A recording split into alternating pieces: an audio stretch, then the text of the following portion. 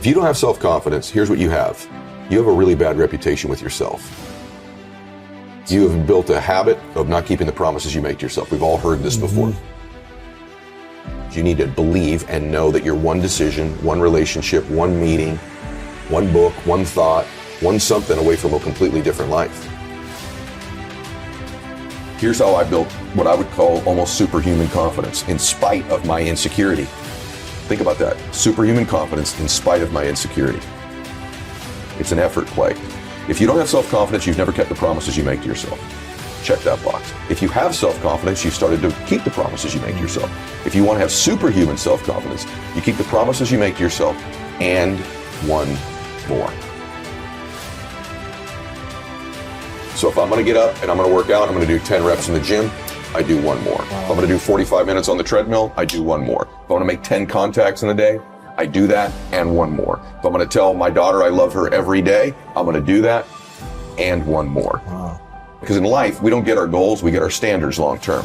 And so if your standard is one more, what starts to happen is you go, I'm willing to do things other people aren't willing to do. And I combine that I have great faith, great associations, and I intend to help people. This is a formula to build wonderful self-confidence and never lack humility when you have it. Never link your confidence to your ability.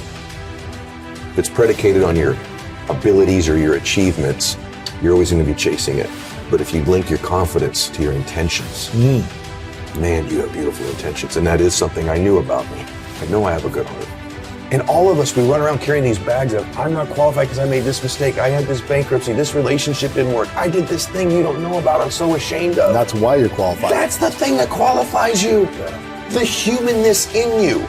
You are the only human being with your combination of gifts that you were given, whatever they are, and your experience. And real human beings help real human beings by being vulnerable and transparent, saying, I know where you are. I've messed up worse. I've made greater mistakes. I felt worse. I know that depression. I know that anxiety. I know that shame. I know what that feels like. You're one away, one relationship, one meeting, one person, one thought away from changing your life.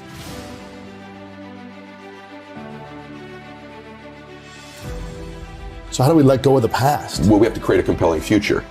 In other words, you're not going to let go of one thing until you've grabbed onto the next. So you have to create a new future. You have to create a future in it. And by the way, it's okay that you don't believe all of it initially, as long as it becomes repetitive and we begin to take steps towards it, right? So for me, I still have stuff from my past. There's still a little part of me that doesn't want to be broke. There's still a little bit of fear. But you're not broke. Yeah, but you've interviewed some of the most successful actors, entertainers, so have I. And you get them privately, and sometimes on your show they go, you afraid it's going to go away? I go, yeah, I am. That's why I work so hard. So there's an element of that that's okay. It's creating this vision for your life that's compelling. And you survive the temporary. And if you can survive the temporary, it says on the other side of temporary pain, you get introduced to your other self. And that other self produces that other life. And so here's what happens for most of us. We think everything's permanent. And because we think it's permanent, we make permanent decisions based on temporary conditions. Even our bodies, other than our souls, are temporary. But if your body isn't permanent, your problem isn't, your pain isn't, you need to create a different relationship with pain in your life. For most people, their relationship with the pain and the inconvenience is to avoid it. Avoid as much as possible. But if you could say to yourself, on the other side of this is this other self. The hardest working you've ever been, the most crazy focused you've ever been, was the happiest you've ever been in your life. And the truth of the matter is that most of you don't understand the effort, the time, the focus, the obsessiveness that's required to do something great with your life. But you have to get great, and you have to be intentional, you have to be obsessive. I know what you put into this. I know what the time is. I know what the relentless pace is. I know what the focus is. I know what you think about. I know this has to be something that's just infectious, and when people get around you, it emanates, and there's an energy, and there's like, this person's just going to will this to happen. Right. I think just most people dramatically underestimate the amount of obsessive, crazy, relentless focus it takes to be great at something. Yes. And then they go, whoa, I don't want to be that out of balance or control. Then you don't want to be great.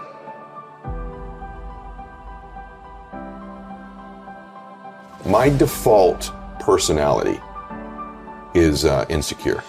Even today? Even today. Come on. Very much. Really? Very much. How is that default? You wake up and you say, I'm a nobody, or what? What's the I story? lack this, I'm fooling everybody. Really? If they really knew, I've always tried to disqualify myself.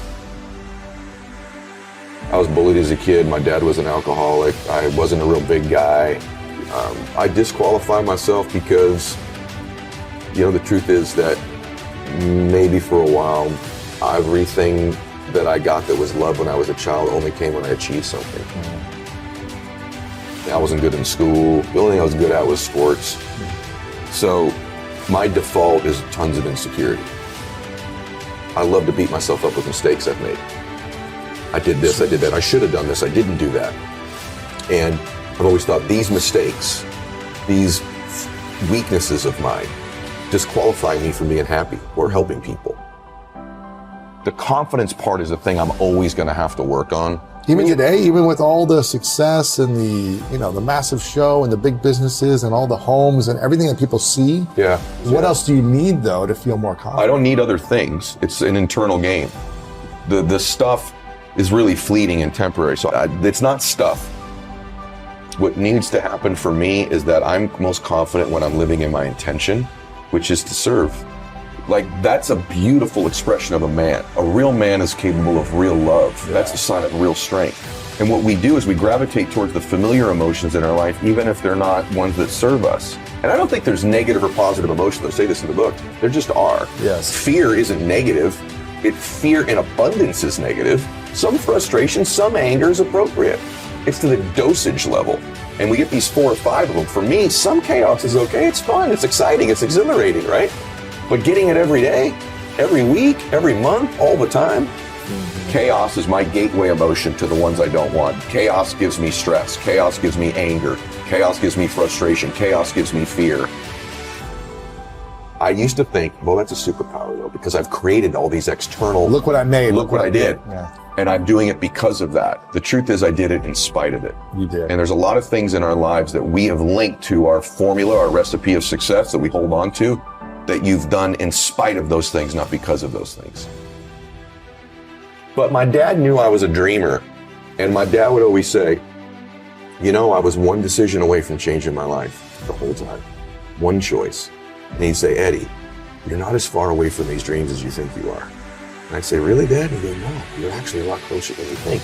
But because you think it's so far away, you behave in accordance with that belief system, and it always keeps it that far away from you. If the things most important to you are your worries, fears, anxieties, problems, bills, you will continue to have people, places, and things revealed to you that confirm it. My definition of greatness is that you create a life that matches your vision for your life, and that's greatness, no matter what that looks like for you.